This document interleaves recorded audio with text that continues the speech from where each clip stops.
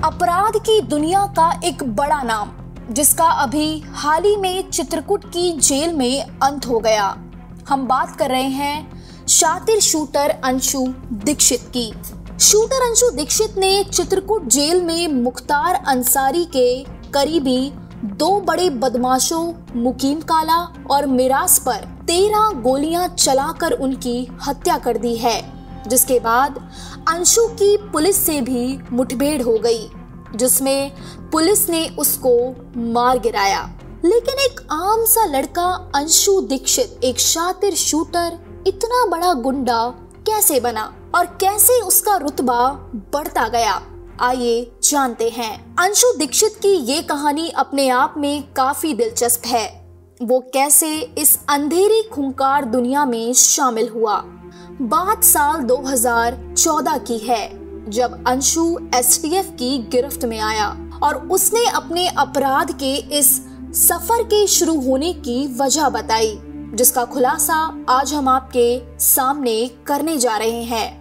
उस कहानी के मुताबिक उसने पुलिस वालों को बताया था कि साल 2004 में एक राजनीतिक पार्टी के नेता का बेटा उसकी बहन से छेड़छाड़ कर रहा था और उसकी इन हरकतों पर आवाज उठाने और उसे रोकने पर उस नेता के बेटे ने अंशु के साथ बेहद अभद्र व्यवहार किया और सरेआम पिटाई करने के बाद अंशु पर गोली तक चला दी। ये गोली अंशु के पैर में लगी थी और जब वो इसकी शिकायत लेकर थाने गया तो एसओ ने कार्रवाई करने से मना कर दिया, जिसके बाद उसके पूरे परिवार को नेता और उसके बेटे द्वारा उत्पीड़न किया गया। इस उत्पीड़न की वजह से उसकी गर्भवती भाभी को काफी तकलीफ उठानी पड़ी, उनका गर्भपात तक हो गया। उसके बाद से अंशु ने ठान लिया कि वह अब बदला लेकर ही रहेगा। अंशु को फैजाबाद के एक नेता का सहारा मिल गया तो वह आराम से अपने इरादों को अंजाम देता गया।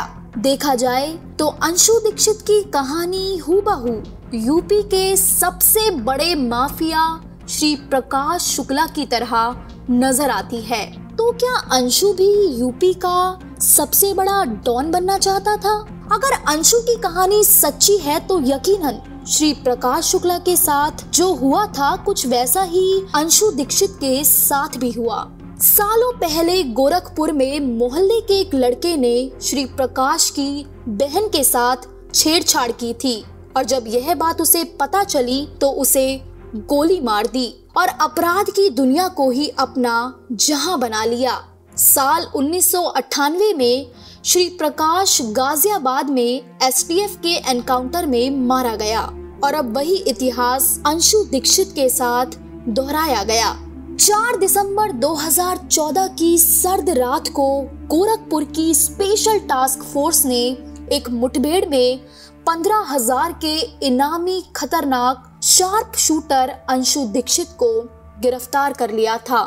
अंशु के पास से एक 9 mm पिस्टल, कट्टा, कारतूस, मोबाइल और फर्जी पहचान पत्र बरामद हुए थे। पुलिस की गिरफ्त में आया अंशु ने कई बड़ी वारदातों को अंजाम दे चुका था। अंशु का आपराधिक सफर सीतापुर जिले के मानकपुर से शुरू हुआ।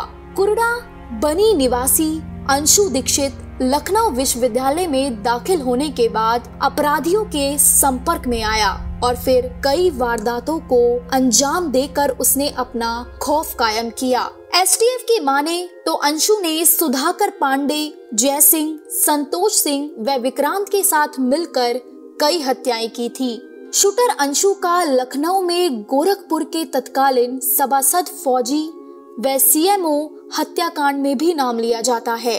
अंशु जुर्म की राह पर ऐसे चला कि लौटने का मौका न मिला और उसका अंजाम उसे चित्रकूट की जेल में मिला। चित्रकूट की जेल में कैदियों के बीच लड़ाई इतनी बढ़ गई कि गोली चल गई, जिसमें मुख्तार अंसारी के 2 बड़े बदमाशों मुकीम काला और मिराज पर गोलियां चलाकर मौत के घाट उतार दिया। मिराज को बनारस जेल और मुकीम काला को सहारनपुर जेल से लाया गया था। पुलिस ने पहले अंशु दीक्षित को सरेंडर करने के लिए कहा, लेकिन वो लगभग 45 मिनट तक फायरिंग करता रहा। बाद में पुलिस की जवाबी कार्रवाई में अंशु को 20 गोलियां लगी और वो भी मारा गया। लेकिन यहाँ पर एक बड़ा सवाल है कि जेल के अंदर अंशु के पास बंदूक और गोलियां आई कहां से? कुछ समय पहले जेल के अंदर का एक वीडियो भी वायरल हुआ था, जिसमें अंशु दीक्षित अपने साथियों के साथ काफी ऐशो आराम की जिंदगी जीते हुए नजर आ रहा था, जिसे नजरअंदाज करने का अंजाम आज सबके सामने है।